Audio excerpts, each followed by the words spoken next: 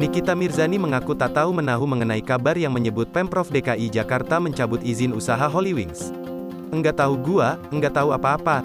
Yang jelas di HW, Hollywings, enggak tahu apa-apa di sana," kata Nikita Mirzani di gedung TNCC Mabes Polri, Jakarta Selatan, Senin, tanggal 27 Juni tahun 2022. Soal itu, Nikita Mirzani tak mau banyak bicara. Ia menyerahkan sepenuhnya pada pihak manajemen. Yang menjadi perhatian Nikita Mirzani, yakni nasib pegawai yang selama ini bekerja di Hollywings.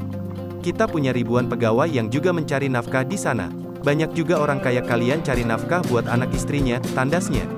Diberitakan sebelumnya, pemerintah Provinsi DKI Jakarta resmi mencabut izin usaha seluruh outlet Hollywings di Jakarta.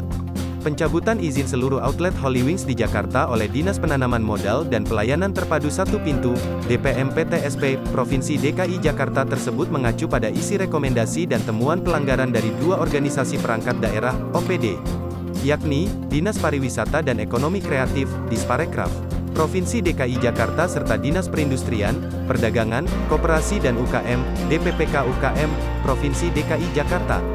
Kepala Dinas Penanaman Modal dan Pelayanan Terpadu Satu Pintu Provinsi DKI Jakarta, Beni Agus Chandra menegaskan, total ada 12 outlet Hollywings Group yang dicabut izin usahanya. Sesuai arahan Gubernur untuk bertindak tegas, sesuai ketentuan dan menjerahkan, serta mendasarkan pada rekomendasi dan temuan 2 OPD Pemprov DKI Jakarta, maka kami selaku Dinas PMPTSP mencabut izin usaha 12 outlet Hollywings di Jakarta sesuai ketentuan yang berlaku, tegas Beni dalam pernyataan persnya Senin, tanggal 27 Juni tahun 2022.